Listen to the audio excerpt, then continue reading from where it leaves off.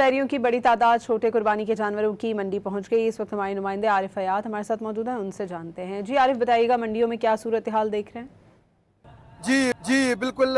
पेशावर में बड़ी ईद के मौके पर बड़ी तैयारियां जारी हैं और मुख्तलिफ जो मवेशी मंडी हैं शहर भर में, वहाँ पर ख़रीदारों को मोटे, ताज़ा और तगड़े जानवर की तलाश है। इस वक्त हम पेशावर के कारखानों मार्केट के इलाके में मौजूद है और यहाँ पर भी छोटे जानवरों की जो मवेशी मंडी है वो सज गई है।